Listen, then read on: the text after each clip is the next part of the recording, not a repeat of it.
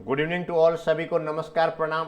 आज अपन पढ़ रहे हैं GNM first year bio science anatomy and physiology subject से exam pattern multiple choice question उसके अंदर आज पढ़ने वाले हैं।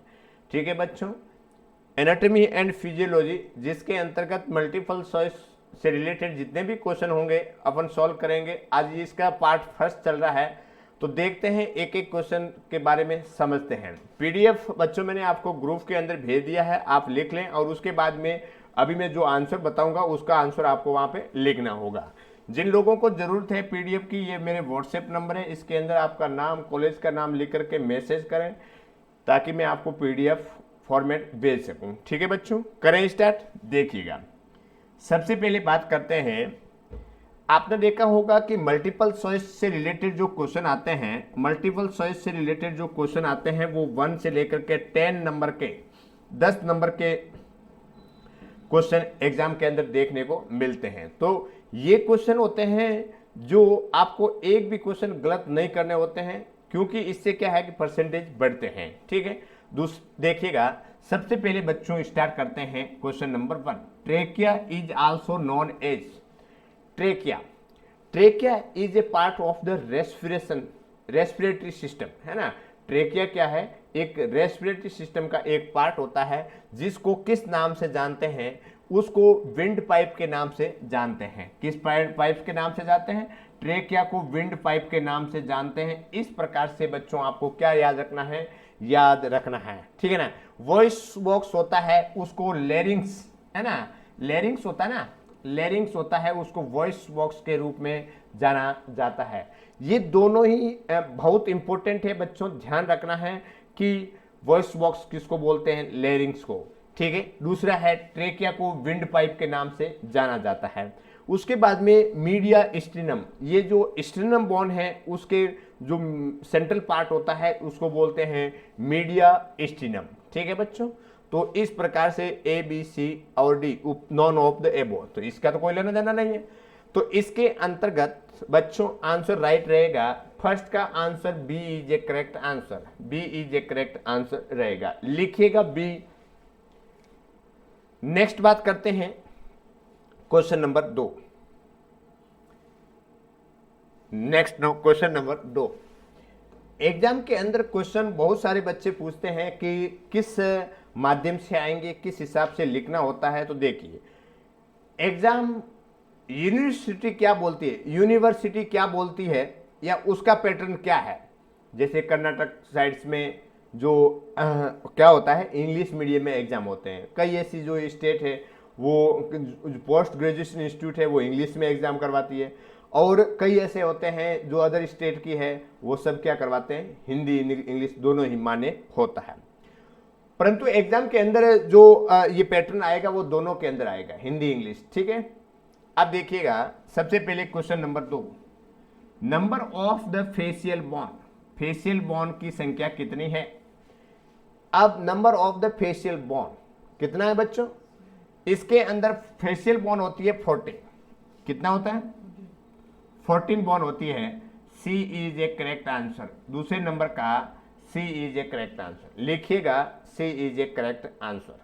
अब थोड़ी सी बात कर लेते हैं। जब बोन के बारे में बात करते हैं तो टोटल बोन कितनी होती है? Total bone. उसके बाद में स्कल बोन कितना होती है? स्कल बोन कितनी होती है? उसके बाद में जो सबसे लॉन्गेस्ट बोन कौन सी होती है? लॉन्गेस्ट बोन कौन सी होती है?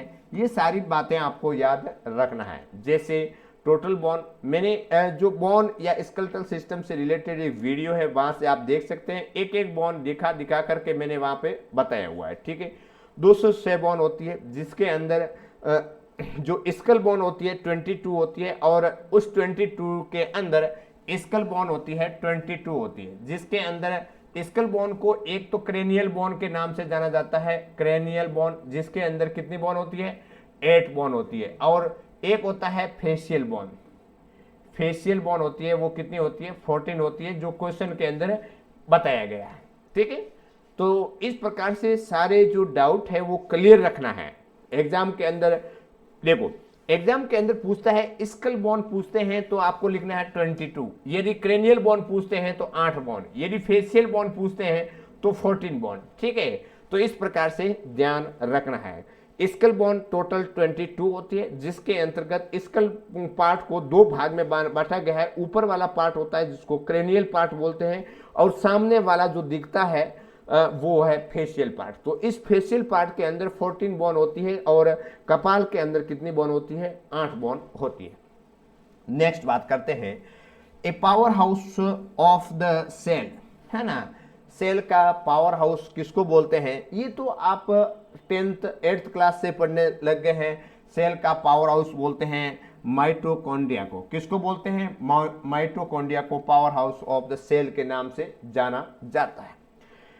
नेक्स्ट बात करते हैं, थोरैक्स की हड्डियां की कुल संख्या होती है। अब देखिएगा, जो वर्टिब्रा है उसके अंदर जो थोरैक्स बोन है इसकी कितनी संख्या होती है? जैसे कि यहां पे लिखा है total number of bone in the thorax. देखो, सबसे पहले सर्वाइकल, उसके बाद में थोरैक्स, उसके बाद में लंबर, उसके बाद में सेक्रम, और उसके बाद में कॉक्सिक्स। इस प्रकार से मैं कहूं कि इनके अंदर अलग अलग प्रकार की बोन होती है। सर्वाइकल में कितना होता है? 7, थोरैसिक्स में 12, इसके अंदर 5, इसके अंदर 1। इस प्रकार से टोटल 26 बोन होती है बच्चों, इस बात को ध्यान रखना है। और 33 क्या होती है?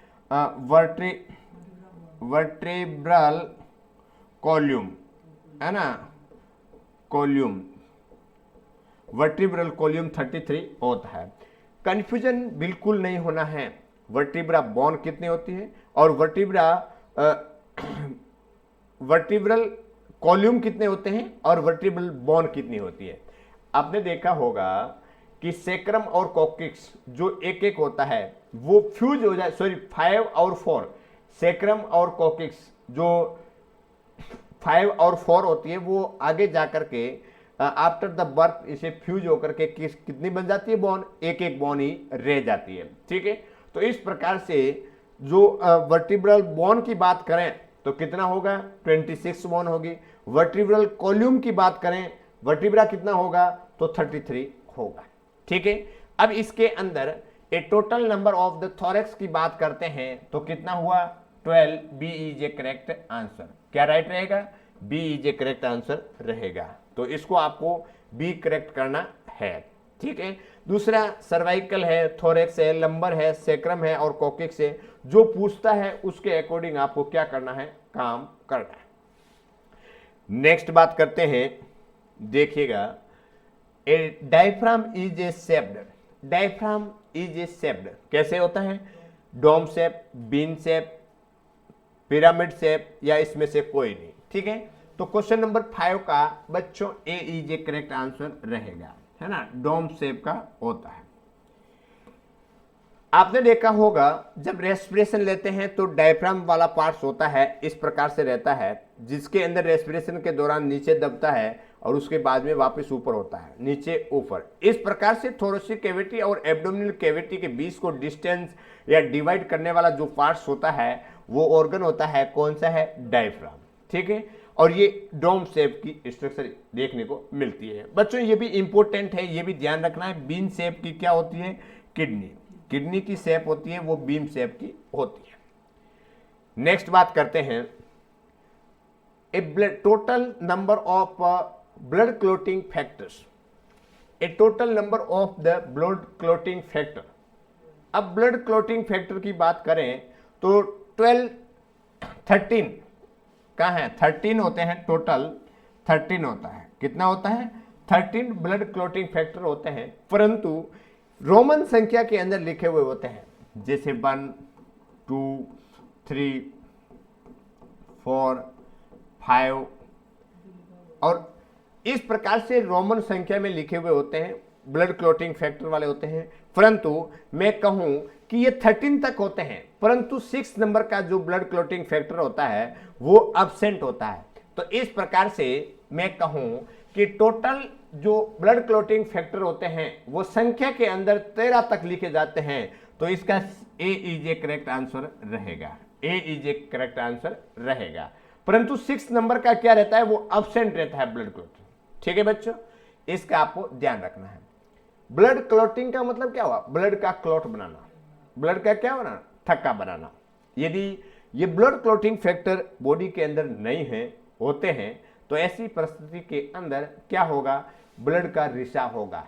यदि थोड़ी सी इंजरी हुई, ट्रॉमा हुआ, शॉट लग गया, इंजेक्शन लगाते टाइम में यदि कोई भी पंक्चर हो गया, कोई ब्लड वेसल्स पंक्चर हुई, तो वो ब्लड रुकेगा नहीं। ठीक है ना। तो ब्लड क्लॉटिंग वाले फैक्टर्स होते हैं, वो क्या करते हैं कि ब्लड को जैसे ही कहीं ऐसा होता है तो वहां पे क्लॉटिंग कर देते हैं। ठीक है ना। नेक्स्ट बात करते हैं क्वेश्चन नंबर 7। नाशपाती के आकार के बारे में बात करें। देखो, नाशपाती का आकार होता है a shape of the ovary. Ovary का जो शेप है वो कैसे होता है, almond shape, pear shape, dome shape या नॉन ऑफ द एबो। बताइए बच्चों, इसका आंसर क्या है, इसका आंसर बताइए क्या है।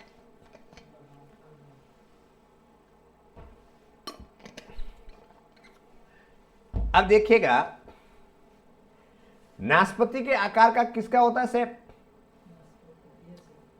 हाँ जी, नाशपाती का। अब बादाम के आकार का होता है वो ओवरी का होता है। डोम शेप होता है डायफ्राम का, और नाशपाती के आकार का होता है पेनक्रियास। दिमाग से नहीं आ रहा है, बट मेरे हिसाब से पियर शेप नाशपाती के आकार की होता है। देख लेंगे, देखिएगा।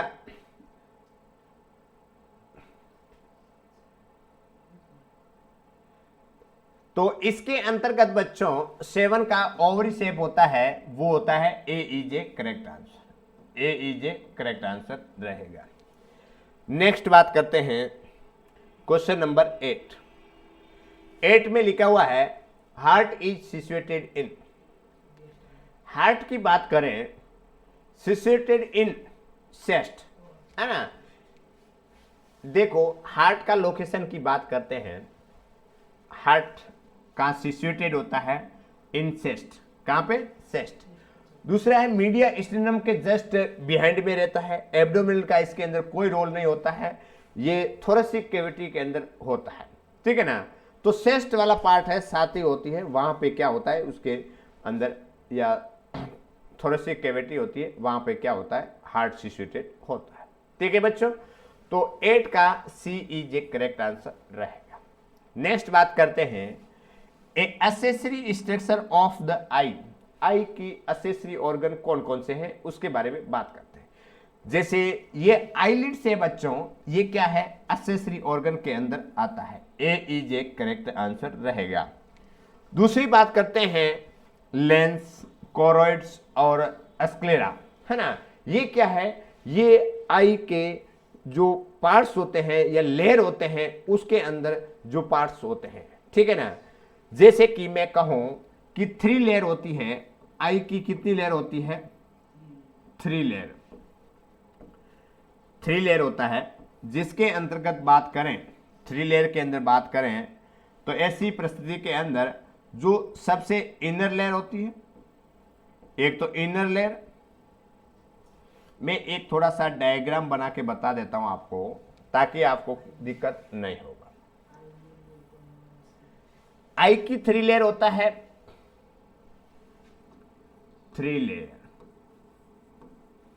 जिसके अंदर आउटर लेयर, आउटर लेयर, दूसरा है मिडिल लेयर, मिडिल लेयर, तीसरा है इनर लेयर। अब इसको, ये है SC, CCI और R। ये स्क्लेरा है, स्क्लेरा, ये है कोरोइड्स, उसके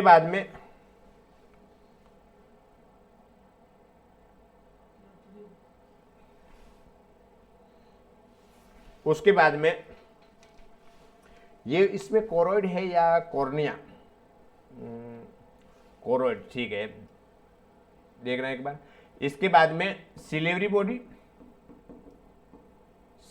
बॉडी, और उसके बाद में आइरिस, उसके बाद में कॉर्निया,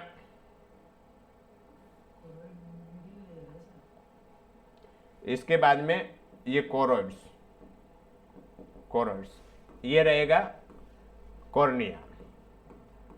कॉर्निया, ठीक है। और आर से हो गया रेटिना। बच्चों इसको देखिएगा, थोड़ा सा बात करें, लेयर के बारे में बात करें, ये इंपॉर्टेंट है, ध्यान रखना है, हमेशा ध्यान रखना है, इसको ध्यान रखना है। देखिए जो आई की 3 लेयर है, जिसके अंदर आउटर लेयर, मिडिल लेयर और इनर लेयर, इसको इस प्रकार से याद करना है। आउटर में एससी, सेकेंड सीसीआई और उसके बाद में आर। एससी का मतलब हुआ, एक तो हो गया स्क्लेरा और कॉर्निया। स्क्लेरा और कॉर्निया आई का आउटर पार्ट होता है, आउटर लेयर होती है। सिलेवरी बॉडी, कोरोइड्स और आइरिस होती है, वो क्या है, मिडिल लेयर होती है, और रेटिना होता है, इनर लेयर होता है। इसके अलावा जितने भी लेयर होती है वो एक्सेसरी ऑर्गन के अंदर आता है। नेक्स्ट बात करते हैं बच्चों, तो आईलिड्स है वो एक्सेसरी स्ट्रक्चर के अंदर आएगा। क्वेश्चन नंबर 10,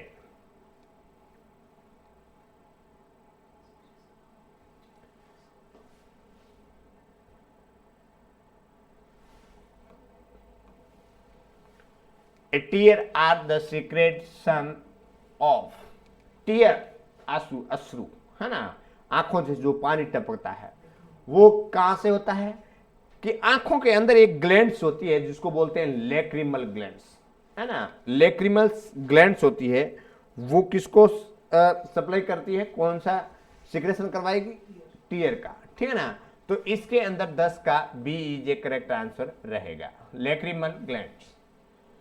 उसके बाद में लिखा हुआ है aorta leaves the heart from. Aorta की बात करते हैं बच्चों, हमेशा ध्यान रखिएगा कि हार्ट के ये चेंबर होते हैं, ये लेफ्ट वेंट्रिकल होता है, वहां से कहां से, यहां से आगे की जो पाइप जाता है वो क्या है, एओर्टा, है ना। अरोटा नहीं होता है, एओर्टा होता है, ठीक है। Aorta leaves the heart from the left ventricles, है ना। मैंने आपको बताया लेफ्ट वेंट्रिकल है, उस लेफ्ट वेंट्रिकल से क्या होता है, एओर्टा है वो निकलता है, ठीक है बच्चों। तो इसके अंतर्गत 11 का D is a correct answer रहेगा। 11 का क्या राइट रहेगा, D is a correct answer रहेगा। नेक्स्ट बात करते हैं, the lens which is use to correct myopia is. देखिएगा ये मायोपिया है, ये निकट दृष्टि दोष है। मायोपिया इज ए निकट दृष्टि दोष। इसके अंतर्गत निकट की वस्तु साफ दिखाई देती है, दूर की वस्तु साफ नहीं दिखाई देती है। निकट दृष्टि दोष होता है, उल्टा है, ध्यान रखना। मायोपिया एक वर्ड होता है मायोपिया और एक है हाइपरोपिया। अब हाइपरोपिया के अंदर क्या होगा कि नजदीक की वस्तु दिखाई नहीं देती है और दूर की वस्तु दिखाई देती है, हाइपरोपिया कहलाता है, जिसको दूर दृष्टि दोष के नाम से जाना जाता है। उल्टा है बच्चों, ध्यान रखना। मायोपिया के अंदर क्या होगा कि निकट की वस्तु साफ दिखाई देगी, दूर की वस्तु साफ नहीं दिखाई देगी। इसको निकट दृष्टि दोष के नाम से जाना जाता है। इस प्रकार से निकट की वस्तु साफ दिखती है, दूर की वस्तु साफ नहीं दिखा देती है। ऐसी कंडीशन के अंदर एक लेंस लगाते हैं, कॉनकेव लेंस लगाया जाता है, कॉनकेव लेंस यूज किया जाता है मायोपिया के अंदर। कॉनकेव है ना, कॉनकेव। जब मायोपिया के अंदर कॉनकेव लेंस लगाया जाता है, ऐसी परिस्थिति के अंदर हाइपरोपिया के अंदर कॉन्वेक्स लगाएंगे, ठीक है ना। इसके अंदर कॉन्वेक्स लेंस, ये बच्चों आपको ध्यान में रखना है। ये दोनों ही वर्ड याद रखना है, बहुत इंपॉर्टेंट है। मायोपिया का मतलब क्या हुआ और हाइपरोपिया का मतलब क्या हुआ, ये दोनों ही बातें बच्चों आपको क्या रखना है, याद रखना है। इसके अंतर्गत एक तो कॉन्वेक्स लेंस और कॉनकेव लेंस। मायोपिया के अंदर कॉनकेव और हाइपरोपिया के अंदर कॉन्वेक्स लेंस लगाएंगे, ठीक है बच्चों। इस अवतल और उत्तल जो 12th नंबर के अंदर, 12th का क्या रहेगा, 12th का D is a correct answer रहेगा, लिखिएगा डी। नेक्स्ट बात करते हैं question number 30। The vertebral column consist of, मैंने आपको बताया था वर्टिब्रल बोन, एक तो बोन होती है वर्टिब्रल बोन, एक होता है वर्टिब्रल कॉल्यूम। बोन होता है 26, कॉल्यूम होती है 33। इसको कभी भी कंफ्यूजन के अंदर न डालें, इसको कभी भी कंफ्यूजन के अंतर्गत न डालें, ये बहुत इंपॉर्टेंट है बच्चों, ठीक है। बोन मैंने अलग बता दिया, कॉल्यूम अलग बता दिया, तो मैं कहूं कि कॉल्यूम 33 है तो इसका B is a correct answer होगा, B is a correct answer रहेगा। नेक्स्ट बात करते हैं an abdominal organ, an abdominal organ are covered by a serous membrane is called. Abdominal organs होते हैं, वो एक सीरस मेम्ब्रेन होती है, उससे कवर होती है, उसको किस नाम से जाना जाता है, किस नाम से जाना जाता है, पेरिटोनियम, है ना, peritoneum, B is a correct answer रहेगा।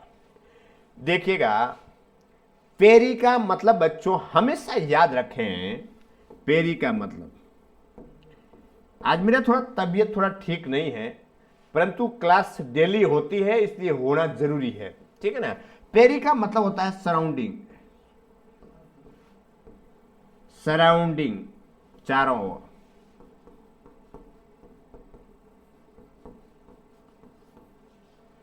अब देखिएगा पेरिटोनियम, है ना, पेरिटोनियम कैविटी होती है, पेरिटोनियम कैविटी होती है जो एब्डोमिनल से, एब्डोमिनल को है उसको क्या करके रखती है, कवर करके रखती है। दूसरा वर्ड आया है बच्चों पेरी का मतलब हमेशा ध्यान रखना कि जिस वर्ड के अंदर पेरी आता है उसका मतलब होता है सराउंडिंग। और a cardio is related to heart, SEART, heart. तो हार्ट की जो कवरिंग लेयर होती है उसको पेरिकार्डियम बोलते हैं। उसके बाद में बात करते हैं मेट्रियम, जिस वर्ड के अंदर मेट्रा आता है, मेट्रा आएगा उसका मतलब आपको समझना है यूटेरस, यूटेरस है ना, गर्भाशय। तो perimetrium a covering layer of the uterus. उसके बाद में osteo is related to bone, osteo is related to bone. तो पेरी का मतलब होता है सराउंडिंग, बोन का मतलब हड्डी। तो एक covering layer of the bone is known as the osteo periosteum. आया समझ में। तो इस प्रकार से बच्चों आपको याद रखना है, यहां पे लिखा हुआ है एब्डोमिनल ऑर्गन है उसको कवर करने वाला जो है उसके अंदर, एब्डोमिनल के अंदर कौन सी कैविटी होती है, पेरिटोनियम, ठीक है ना। इस प्रकार से याद रखना है। यदि हार्ट के बारे में आए तो पेरिकार्डियम, यदि यूट्रस के बारे में आए पेरीमेट्रियम, और periosteum a covering layer of the bone. इस प्रकार से आपको क्या रखना है, याद रखना है। नेक्स्ट क्वेश्चन के बारे में बात करें। नेक्स्ट क्वेश्चन,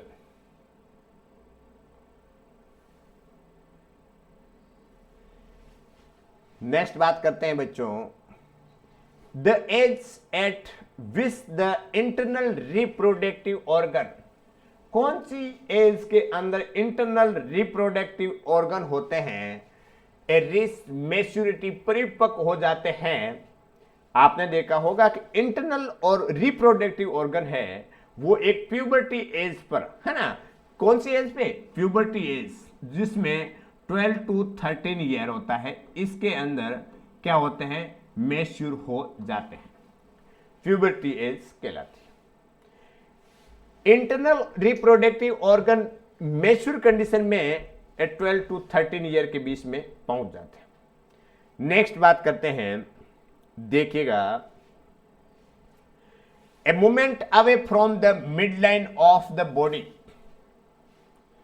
जैसे ये बॉडी के मेरा हाथ है ना, ये जो हाथ है जो मेरा मिड लाइन है उसके पास में है, यदि मैं कहूं कि ये हाथ इस प्रकार से हो रहा है, इसका मतलब है कि ये मिड लाइन वाला पार्ट से उससे दूर जा रहा है, away from the mid line, away from the mid line of the body. तो ऐसी कंडीशन जिसको बोलते हैं एबडक्शन बोलते हैं, क्या बोलते हैं, एबडक्शन बोलते हैं। यदि मैं कहूं कि मिड लाइन से हाथ दूर जा रहे हैं, इसको क्या बोलेंगे, एबडक्शन। और यदि ये हाथ है दूर है, मिड लाइन से दूर है और नजदीक आ रहा है, उसको बोलेंगे एडक्शन, ADD। एड का मतलब होता है जोड़ना, ऐसे याद रखना। जब एडक्शन, जिस वर्ड के अंदर ADD आ रहा है, AB नहीं, ADD, एड का मतलब जोड़ना।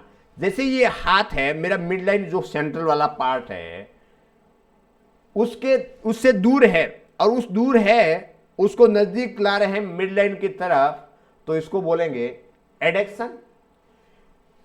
एबडक्शन का मतलब हुआ है कि जो मिड लाइन में हाथ तो नजदीक है, परंतु इसकी ये क्या है, मिड लाइन से away from the mid line of the body, दूर जा रहा है, ऐसी परिस्थिति को क्या बोलेंगे, एडक्शन, एबडक्शन। ये दोनों ही ध्यान रखना है बच्चों, ये जितना इंपॉर्टेंट है एक दूसरे के विपरीत, उतना का उतना ये दोनों भी है, ये भी ध्यान रखना जरूरी है। अब देखिएगा, फ्लेक्शन का मतलब क्या हुआ, देखिएगा मेरा ये हाथ है, ये मैं नजदीक की तरफ आ रहा है, ये क्या हो रहा है, इस हाथ का फ्लेक्शन हो रहा है, ठीक है। जैसे ये हाथ है, ये हाथ इस प्रकार से नजदीक आ रहा है, ये एक फ्लेक्शन कंडीशन होगी। दूसरी बात कहूं कि ये मेरा हाथ है और ये ऐसे खुल रहा है, दूर की तरफ जा रहा है, ये क्या होगा, एक्सटेंशन कंडीशन होगा। इस प्रकार से मैंने आपको इन चारों के बारे में बता दिया। यहां पे एक क्वेश्चन आया है, उस क्वेश्चन के अंदर ये प्रतीत हो रहा है, ये बता रहा है away from the mid line, दूर जा रहा है, तो उसके अंदर क्वेश्चन क्या राइट होगा, B is a correct answer रहेगा। नेक्स्ट बात करते हैं, the anterior fontanelle is usually ossified by the age. बच्चों यहां पे लिखा हुआ है ओसिफाइड का मतलब होता है क्लोज होना, क्लोज, बंद होना। इसके अंदर बच्चों बताइए, मैं पानी पी लेता हूं।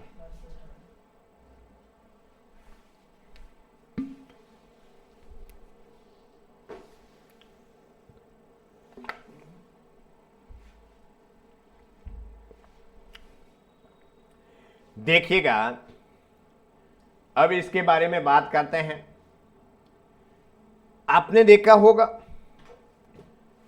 फोंटानेल के अंदर क्या होगा, जैसे बच्चे का जन्म होता है, उस कंडीशन के अंदर ब्रेन के अंदर जो बोन्स होती है वो अटैच रहती है एक दूसरे से, या 2 या 3 बोन से जो अटैच वाला पार्ट होता है उसको फोंटानेल बोलते हैं, और 2 बोन आपस में कनेक्ट होती है उसको सुसर के नाम से जाना जाता है।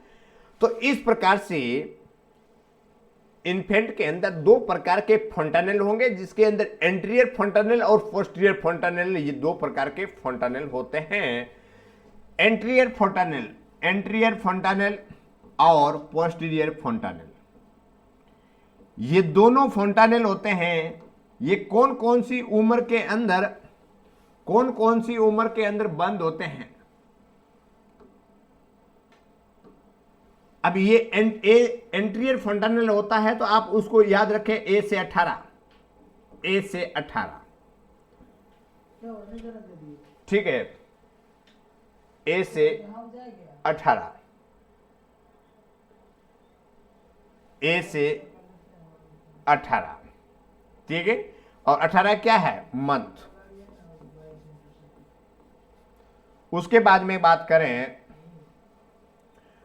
पोस्टीरियर फंटानेल होता है, वो होता है डेड मंथ के अंदर, डेड मंथ या 6 वीक, ठीक है। इस प्रकार से बच्चों आपको ध्यान में रखना है।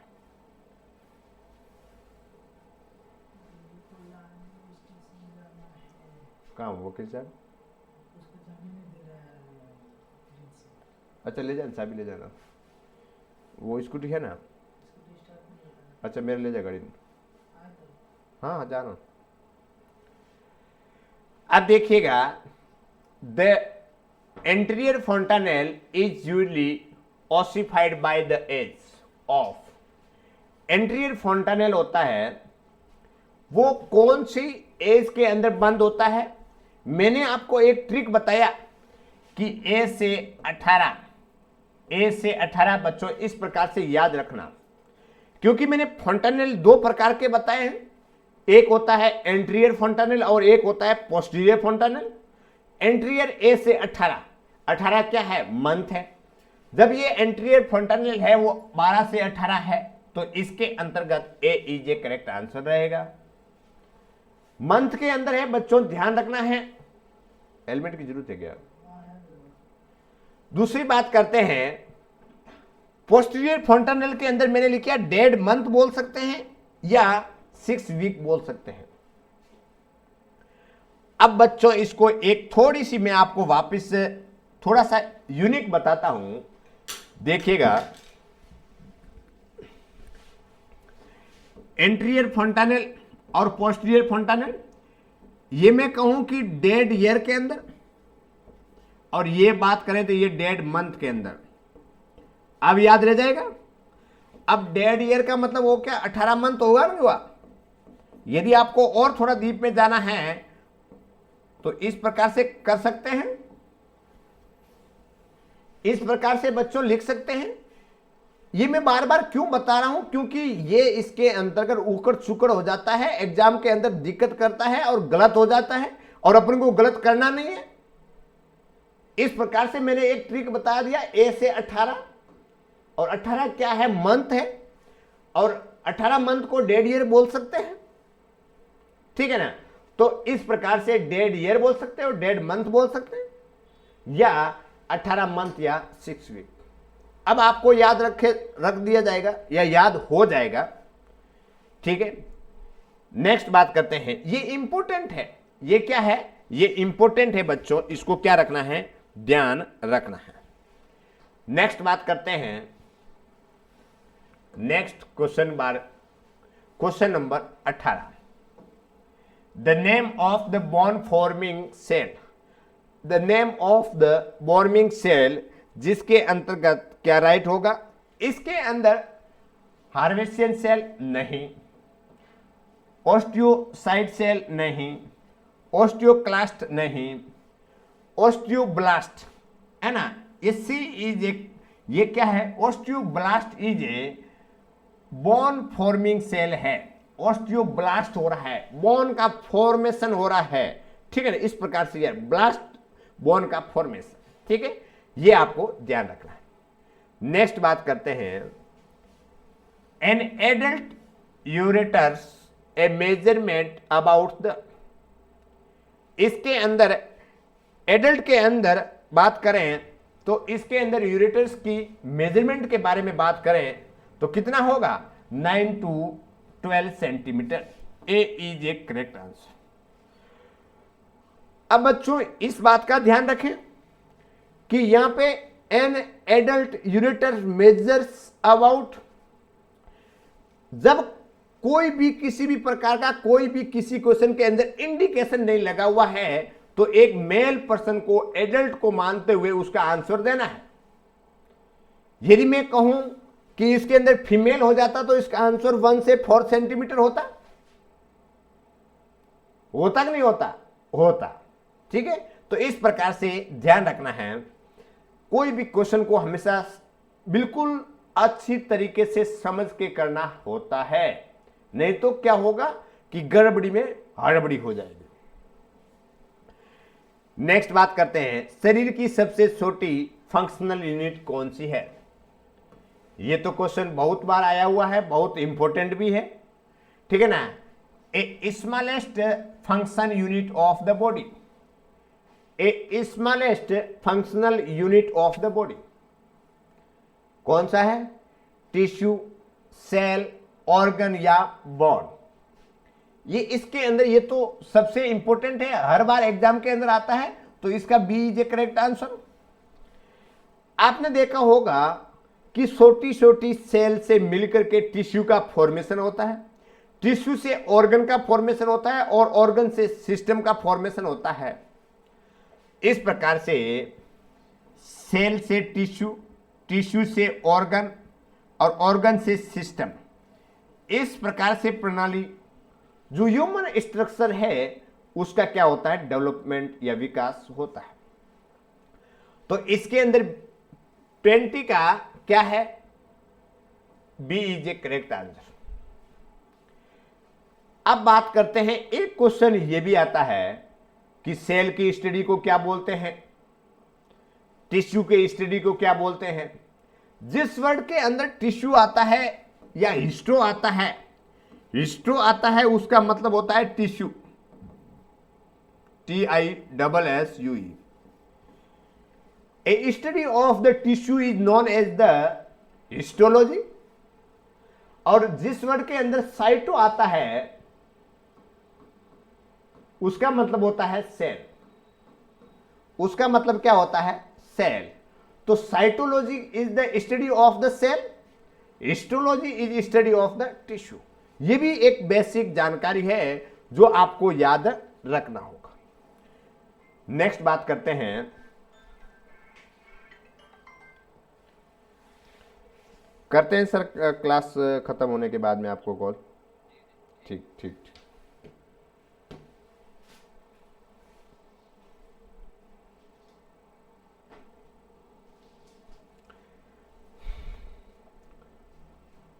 नेक्स्ट बात करते हैं 21 बच्चों, क्वेश्चन नंबर 21 देखिएगा। 21 के अंदर बात करते हैं, sweat glands are found in the layer of the skin. अब एपिडर्मिस के अंदर तो ये सब प्रकार के ग्लैंड्स होती नहीं है, इसके नीचे वाली लेयर होती है, डर्मिस लेयर होती है, इसके अंदर जो स्वीट ग्लैंड पाया जाता है। तो बच्चों ए इज ए करेक्ट आंसर रहेगा। हमेशा ध्यान रखना है, स्वीट ग्लैंड किसके अंदर होती है? Dermis layer of the skin. एक दूसरी बात यह भी ध्यान रखना है कि जिस वर्ड के अंदर, जिस वर्ड के आगे ईपी आता है उसका मतलब होता है ऊपर। जैसे ये वर्ड आया है ईपी, इसका मतलब होता है ऊपर। किसके ऊपर? ये डर्मिस लेयर है, जस्ट उसके ऊपर वाली लेयर होती है। इस डर्मिस लेयर के ऊपर वाली लेयर होती है वो एपिडर्मिस बोलते हैं। इस प्रकार से मैं कहूं कि स्किन की सबसे बाहरी लेयर कौन सी होगी? एपिडर्मिस लेयर होगी। कौन सी होगी? एपिडर्मिस लेयर होगी। आया समझ में? नेक्स्ट बात करते हैं, pericardium is the covering of the. अब ये तो मैंने आपको पहले ही बताया था बच्चों, मैंने आपको बताया था कि जिस वर्ड के आगे पेरी रहता है उसका मतलब होता है सराउंडिंग, और cardio is related to heart. तो ये हार्ट की कवरिंग लेयर है। कहां पे है आंसर? ये D is a correct answer है। अब लंग्स को कवर करने वाला प्लूरा होता है, बोन को कवर करने वाली जो लेयर होती है पेरिओस्टियम होगा, और स्टोमक को जो कवरिंग लेयर होती है स्टोमक की वो होती है पेरिटोनियम, और हार्ट की होती है वो होती है पेरिकार्डियम। इस प्रकार से कहां से क्वेश्चन कौन से ऑर्गन की कौन सी कवरिंग लेयर होती है उसके बारे में आपको एक साइड में जब एक क्वेश्चन आता है तो उसके चारों के चारों या जो भी वर्ड रिगार्डिंग है उसको सब देख लेना है ताकि एग्जाम के अंदर गलत ना हो आपका। नेक्स्ट बात करते हैं, vermiform appendix projects from a finger like structure होती है एक इंटेस्टाइन के अंदर जो अपेंडिक्स होती है जिसका पूरा नाम है vermiform appendix, a projection of the caecum part of the intestine. Caecum part से होती है, कहां से होता है? सीकम पार्ट से होती है। ठीक है बच्चों, दूसरी बात करते हैं, जब इंटेस्टाइन की बात आते हैं, इंटेस्टाइन की बात आती है, आंत की बात आ जाती है, ऐसी परिस्थिति के अंदर स्मॉल इंटेस्टाइन और लार्ज इंटेस्टाइन के कौन कौन से पार्ट्स होते हैं उसको देखना बहुत जरूरी है, कंफ्यूजन नहीं होना है, एग्जाम के अंदर आता है। थोड़ी सी बात कर लेते हैं, देखिएगा स्मॉल इंटेस्टाइन,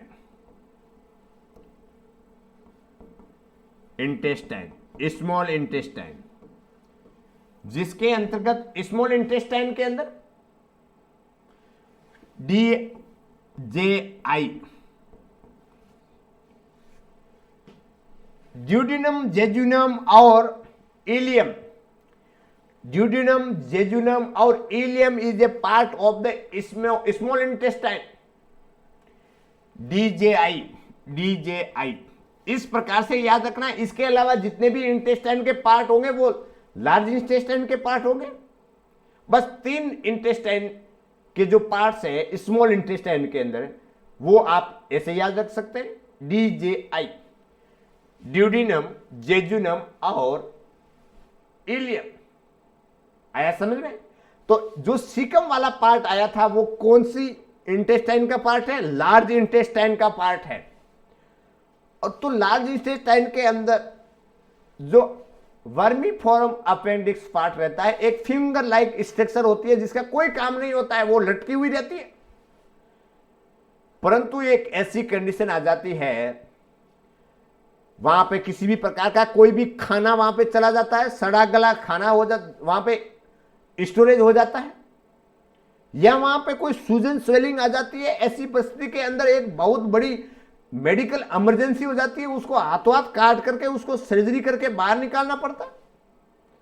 आपने देखा होगा कि एक सीवियर पेन होता है राइट हाइपोकॉन्ड्रिक रेजिन के अंदर, राइट हाइपोकॉन्ड्रिक रेजिन जिसके अंदर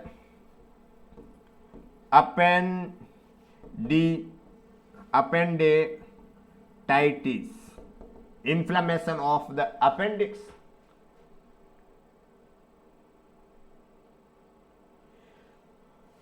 नेक्स्ट बात करते हैं, question number 24।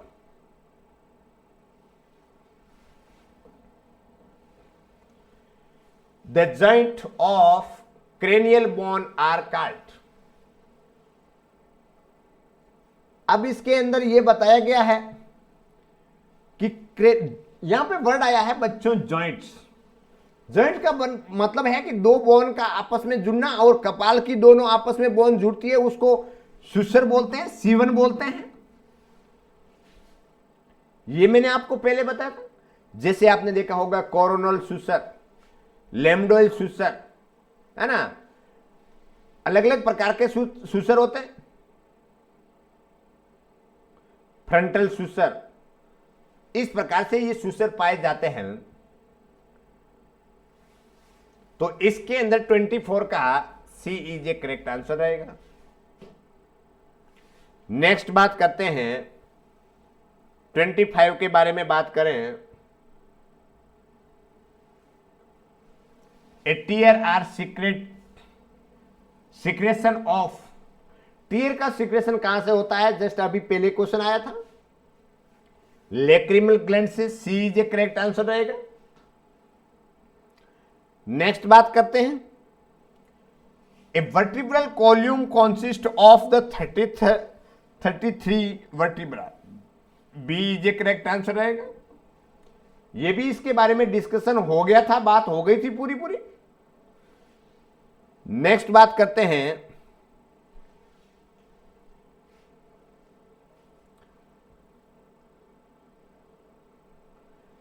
Question number 27,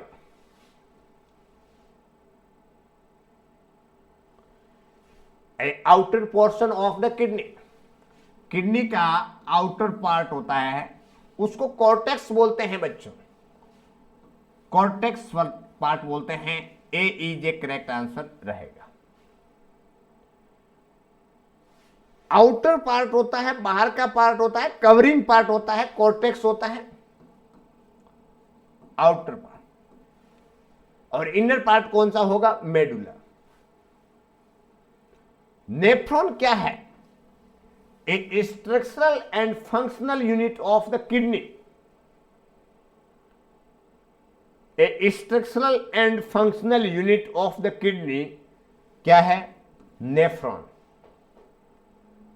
A structural and functional unit of the nervous system is the neuron.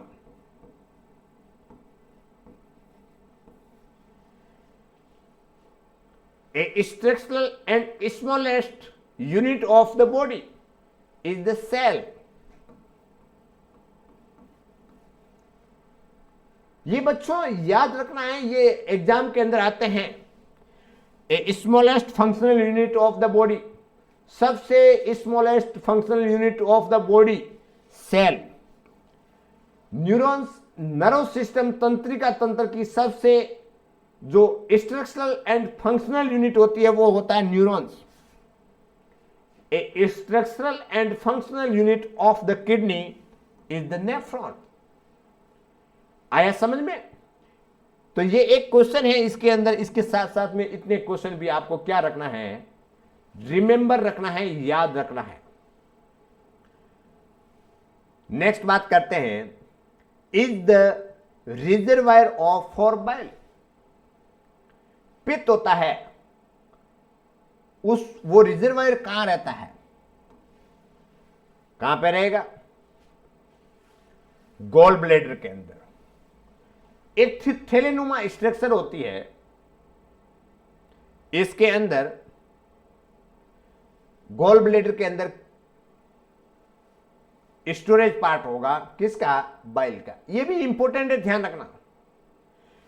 Pancreas के द्वारा बाइल का सिक्रेशन होता है, सिक्रेशन होने के बाद में वो सिक्रेशन कहां जाएगा, गॉल ब्लैडर के अंदर, गॉल ब्लैडर के अंदर। फिर उसके बाद में जहां जरूरत होता है उस हिसाब से उस थैलेनुमा स्ट्रक्चर से रिसाव होता रहता। नेक्स्ट बात करते हैं 29, inner layer of the uterus. Uterus की इनर लेयर के बारे में बात करें, मैंने आपको बताया था जैसे यूटेरस आता है उसका मतलब होता है मेट्रा।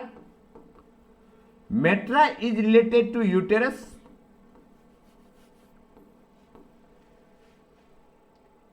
जिस वर्ड के अंदर देखो क्या लिखा हुआ है, एंडोमेट्रियम, हां, a inner layer of the uterus. जिस वर्ड के अंदर मैंने आपको कई बार बताया, ई एन, एंडो लिखा ना, एंडो, एन के अंदर इस प्रकार से एन है तो उसको इनर कर दो, एन से एन मिला लो, इस प्रकार से बच्चों याद रखो, भूलोगे नहीं। तो metra is related to uterus, endo यानी इनर लेयर। तो यूटेरस की इनर लेयर होती है उसको एंडोमेट्रियम बोलते हैं। Endocardium, a inner layer of the heart. उसके बाद में है एंडोट्रेकियल, ट्रेकिया की इनर लेयर एंडोट्रेकियल, ठीक है। और एंडोथेलियम। इस प्रकार से बच्चों आपको याद रखना है, तो इसके अंदर ए इज ए करेक्ट आंसर रहेगा, ए इज ए करेक्ट आंसर रहेगा। Question number 30,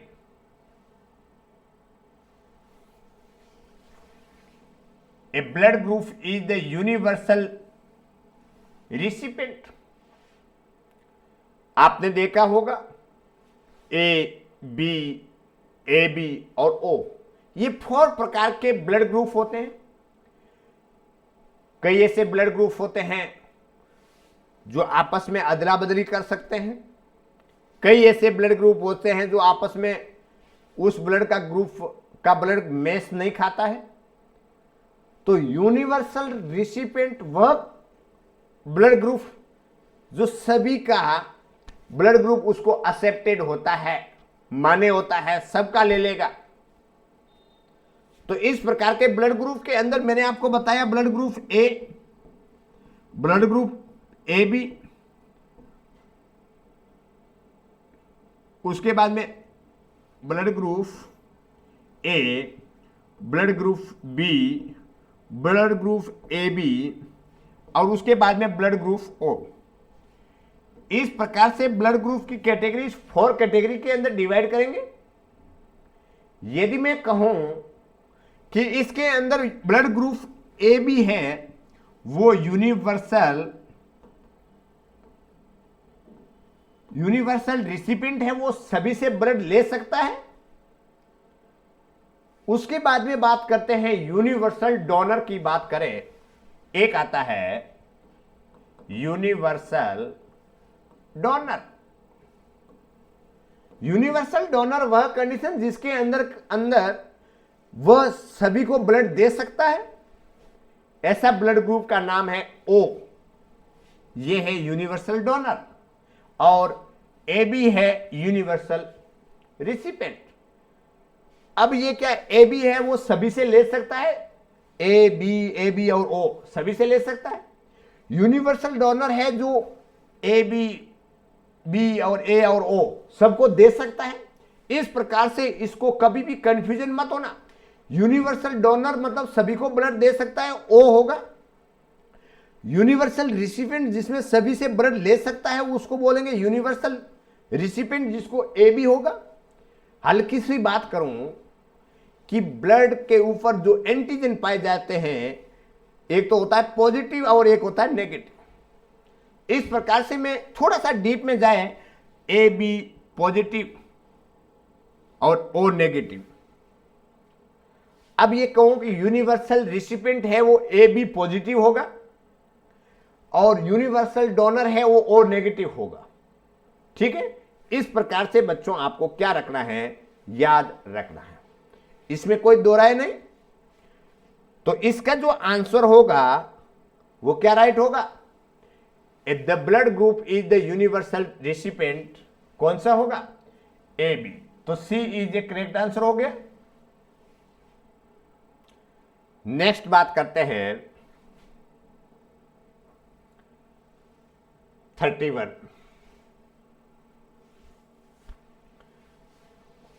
is the other name of the white blood cell।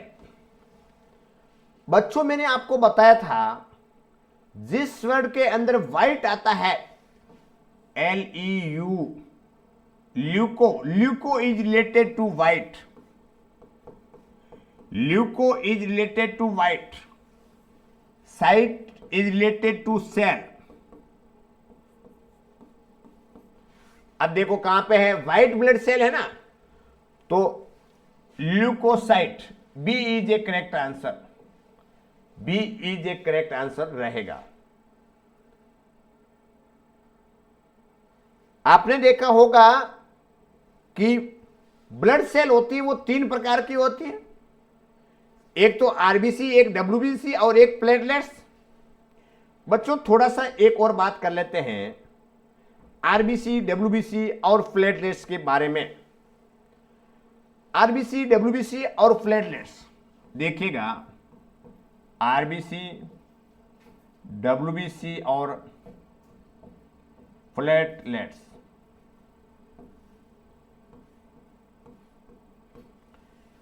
अब डब्ल्यूबीसी के बारे में बता दिया था कि जिस वर्ड के अंदर ल्यूको आता है उसका मतलब है ल्यूकोसाइट, तो मैं लिख दूं यहां पे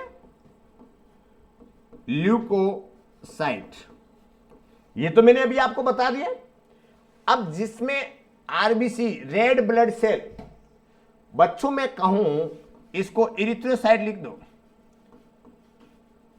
इरिथ्रोसाइट, और प्लेटलेट्स थ्रोम्बोसाइट, थ्रोम्बोसाइट।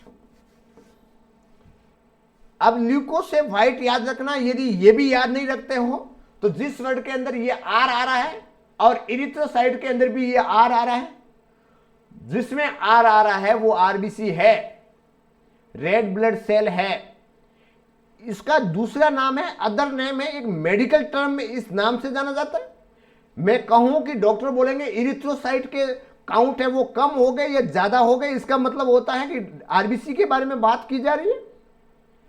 यदि ल्यूकोसाइट के काउंट्स के बारे में बात करते हैं तो डब्ल्यूबीसी की बात की जा रही है। डब्ल्यूबीसी की फुल फॉर्म है white blood cell. Thrombocyte, platelets का क्या काम होता है, बॉडी के अंदर ब्लड का क्लॉट बनाने का काम होता है। तो थ्रोम्बस या ब्लड का थ्रोम्बस, ब्लड का क्लॉट बनाना, साइट मतलब सेल, थ्रोम्बोसाइट्स। आया समझ में? अब इसके अंदर डब्ल्यूबीसी की बात करते हैं, 4 से 11,000, 4.5 से लेकर के 5.5 मिलियन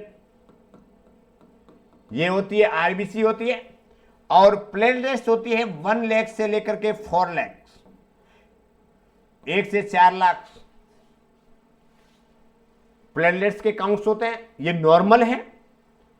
डब्ल्यूबीसी जिसको ल्यूकोसाइट बोलते हैं, जिसको 4 से 11,000, 4,000 से 11,000 के बीच में जो नॉर्मल काउंट्स होते हैं, और आरबीसी होती है वो 4.5 से लेकर के 5.5 मिलियन जो होती है वो नॉर्मल होती है।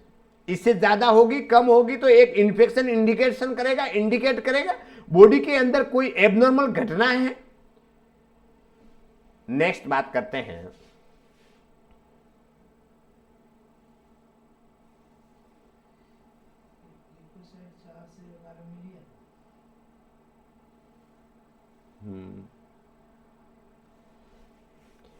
बच्चों, आप मेरी डेली की क्लास ज्वाइन करें, एक भी क्लास को मिस ना करें। आपको बहुत कुछ सीखने को मिलेगा। आपका 3 साल जीएनएम का कंप्लीट हो जाएगा।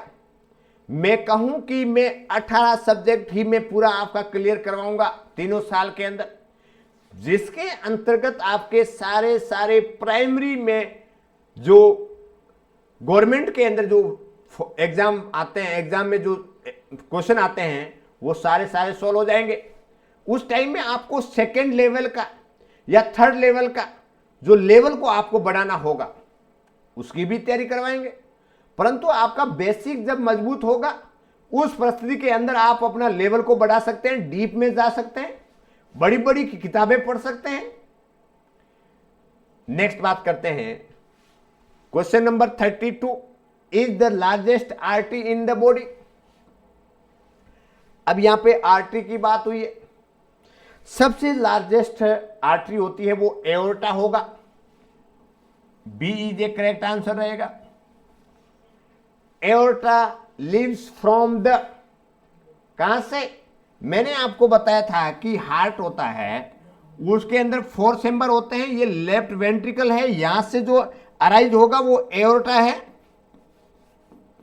सबसे लार्जेस्ट उसका डायमीटर होता है। जब हार्ट का कॉन्ट्रैक्शन होगा तो उस कंडीशन में ब्लड है, ब्लड प्रेशर के साथ में एओर्टा के अंदर जाएगा, जो बड़ा पाइप होता है। नेक्स्ट बात करते हैं, वर्मीफोरम अपेंडिक्स प्रोजेक्ट्स फ्रॉम। अभी बात हुआ था, प्रीवियस क्वेश्चन के अंदर आया था कि सीकम वाले पार्ट से अपेंडिक्स अराइज होती है। ये लार्ज इंटेस्टाइन का पार्ट होता है, और स्मॉल इंटेस्टाइन का जो पार्ट्स होते हैं उसका आपको फॉर्मूला लिखना है बच्चों। कमेंट्स बॉक्स के अंदर फॉर्मूला लिखना है जो मैंने आपको बताया था। ताकि उससे क्या है कि उकड़ चुकड़ ना हो। कौन सा फॉर्मूला था? DJI, ड्यूडेनम, जेजुनम और इलियम, ये तीन हैं वो स्मॉल इंटेस्टाइन के पार्ट्स हैं। नेक्स्ट बात करते हैं a outer portion of the kidney. ये भी अब क्वेश्चन पहले आ गया था, कॉर्टेक्स वाला है। Question number 35, is one of the main lymphatic duct. Main lymphatic, वहां से ले आओ, वहां से धीरे से खोल करके ले आओ, उसको कनेक्ट कर दो, जल्दी ले आओ। Is one of the main lymphatic duct, कौन सा है? मेन लिम्फेटिक डक्ट है 35 का बच्चों देखिएगा। Main lymphatic duct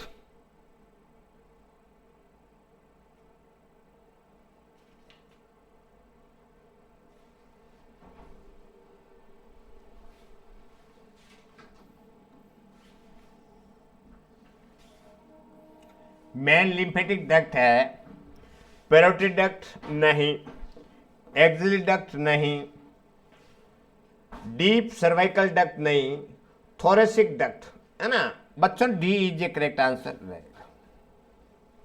thoracic duct है वो करेक्ट आंसर रहेगा। नेक्स्ट बात करते हैं, वसा में घुलनशील विटामिन है, ये भी इंपॉर्टेंट है। ये तो कई बार एग्जाम क्वेश्चन के अंदर आया हुआ है। अब आप जैसे जैसे डेली डेली क्लास करते हैं तो उस कंडीशन में ये आपको मालूम होता जा रहा है कि क्वेश्चन के हल्के होते जा रहे हैं, क्योंकि कहीं ना कहीं उसका कॉम्बिनेशन होता है। जैसे मैंने बताया था, फैट सोल्यूबल विटामिन जिसके अंदर ADE के क्या लिखा हुआ है? फैट सोल्यूबल विटामिन है ADE। आ गया, A is a correct answer. Gall bladder is the shaped musculo membrane bag, कौन सा होगा इसका राइट आंसर? क्या होगा? गॉल ब्लैडर पियर शेप्ड होता है बच्चों। वो जहां पे मैंने पेनक्रियाज लिखा था उसकी जगह आप लिख देना गॉल ब्लैडर। याद आ गया? Gall bladder. गॉल ब्लैडर एक पियर शेप स्ट्रक्चर होती है, आकृति होती है। वहां पे पेनक्रियाज होता है, वहां पेनक्रियाज को काट देना। फिनोल है एक फंगस नहीं, एक केमिकल डिसइंफेक्टेंट, ए वायरस, इनमें से कोई नहीं। फिनोल है, डिटॉल है, सेवलॉन है। It is the chemical of the disinfectant. Disinfectant it destroys the micro organism. तो इसके अंदर बच्चों ए इज ए करेक्ट आंसर रहेगा। नेक्स्ट बात करते हैं, वायरस है, क्या है इसका आंसर बताइए? इसके अंदर सेप्रोफाइट नहीं, एक निर्जीवी पदार्थ नहीं, एक पूर्ण विकसित कोशिका नहीं, एक ऑब्लिगेट पैरासाइट्स। ठीक है ना? सी इज ए करेक्ट आंसर रहेगा। सी इज ए करेक्ट आंसर रहेगा। क्वेश्चन नंबर 14 के अंदर बात करें, निम्न में से कौन सा micro organism acid fast bacilli है बच्चों? इसके अंदर इस प्रकार से स्टार लगाए, diplococcus, mycobacterium tuberculi. B is a correct answer रहेगा। यह भी नहीं और ये भी नहीं।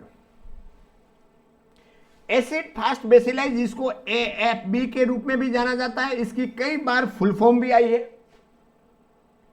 एकमात्र बैक्टीरिया है जो एसिड फास्ट बेसिलाई है, माइकोबैक्टीरियम बच्चों। Myco bacterium. अब इसके अंदर दो प्रकार की बीमारी स्प्रेड करता है, एक लेप्रोसी लेप्राई और एक होता है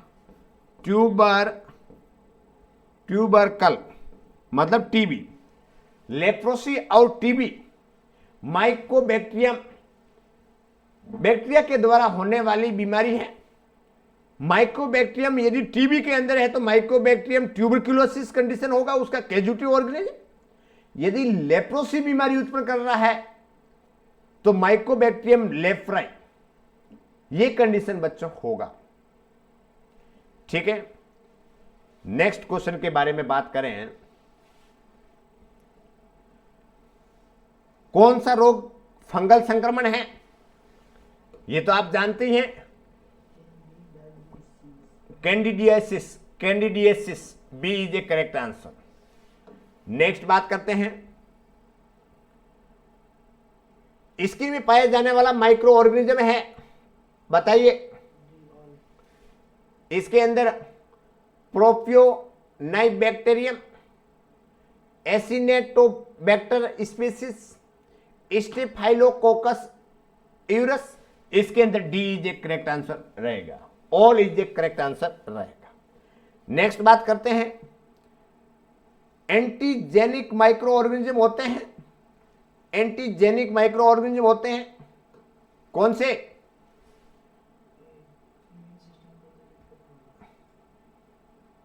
प्रतिजन बोलते हैं, एंटीजन। अब देखिए बच्चों, यहां पे एंटीजेनिक माइक्रो ऑर्गेनिज्म मतलब एक एलर्जन बॉडी के अंदर एंट्री हो रहा है, एंटीजन बॉडी के अंदर एंट्री होता है। जब बॉडी के अंदर एंटीजन एंट्री होता है तो उसके विपरीत इम्यून सिस्टम अलर्ट होगा, एंटीबॉडीज का फॉर्मेशन होगा, है ना। तो इसके अंदर बच्चों ए इज राइट है, एंटीबॉडीज को नष्ट करने वाला नहीं। नष्ट क्यों करेगा? वो तो नष्ट करेगा उसको, एंटीजन को, शरीर की पाचन क्रिया को बढ़ाने के लिए नहीं। तो ए इज ए करेक्ट आंसर रहेगा। नेक्स्ट बात करते हैं, ग्राम स्टेन के प्रति जीवाणु के व्यवहार के आधार पर पाए जाए तो जीवाणु की प्रक्रिया होती है। ग्राम के अकॉर्डिंग दो प्रकार के बैक्टीरिया होते हैं, एक ग्राम पॉजिटिव होते हैं, एक ग्राम नेगेटिव होते हैं। तो पॉजिटिव नेगेटिव, इसके अंदर सी इज ए करेक्ट आंसर रहेगा। नेक्स्ट बात करते हैं, माइक्रोबायोलॉजी के पिता है। इसको बच्चों मैंने आपको ट्रिक बताया था, मिल्लू बताया था, मिल्लू मिल्लू एम आई का मतलब हुआ माइक्रो, माइक्रोबायोलॉजी, और एल यू का मतलब लुईस पाश्चर, जिसको मिल्लू बोलते हैं। इस प्रकार से याद रखना, क्योंकि बैक्टीरियोलॉजी के अंदर अलग आएगा। बैक्टीरियोलॉजी के अंदर बताया था ब्रो, बैक्टीरियोलॉजी का फादर है वो है ब्रो, आर ओ का मतलब होता है रॉबर्ट कोच। मिल्लू ब्रो, ये दोनों वर्ड याद रखना है क्योंकि एग्जाम के अंदर आएंगे तो यही आएंगे। माइक्रोबायोलॉजी के जो फादर है वो मिल्लू है, लुईस पाश्चर है। रॉबर्ट कोच है वो तो बैक्टीरियोलॉजी के फादर है। तो इस प्रकार से ए इज ए करेक्ट आंसर रहेगा। पैथोजेनिक माइक्रो ऑर्गेनिज्म होते हैं जिस वर्ड के अंदर बच्चों पैथो लिखा आता है, जिस वर्ड के अंदर बच्चों पैथो लिखा होता है तो आपको यह याद रखना है डिजीज। कोई भी बीमारी है, जानवरों में रोग उत्पन्न करने वाला, पक्षियों में रोग उत्पन्न करने वाला, जलीय जीवों में रोग उत्पन्न करने वाला नहीं, मनुष्य में रोग उत्पन्न करने वाले को बोलते हैं पैथोजेनिक माइक्रो ऑर्गेनिज्म। आया समझ में? आकृति के आधार पर जीवाणु कितने प्रकार के होते हैं बच्चों, बताइए। इसके अंदर 2 प्रकार के आकृति के अकॉर्डिंग होते हैं। मैंने सारा बताया हुआ है, माइक्रोबायोलॉजी के जो टॉपिक है उसके अंदर मैंने सब बताया हुआ है बच्चों। नेक्स्ट बात करते हैं, निम्न में से कौन सा वायरस से होता है? कौन सी बीमारी? Salmonella typhi is a bacterial disease, malaria female anopheles mosquito parasite, tuberculosis is a bacterial disease, और common cold is a viral infection, virus के द्वारा स्प्रेड होने वाली है। तो B is a correct answer रहेगा बच्चों, B is a correct answer रहेगा। माइक्रोस्कोप की सर्वप्रथम खोज किसने की? ANV, सॉरी AVL है ना, AVL माइक्रोस्कोप की खोज की एंटोनी वान ल्यूवेनहुक, इसने खोज की। ठीक है बच्चों, तो आज थोड़ा वीडियो लंबा हो जाएगा, इसलिए 50 क्वेश्चन तक मैं आपको भेज देता हूं, ये बना ले। मैंने इसका PDF आपको ग्रुप के अंदर भेज दिया है, लिख लें ताकि इसका डायरेक्ट आपको आंसर लिखना रहेगा। ठीक है बच्चों, तो आज इतना ही, धन्यवाद।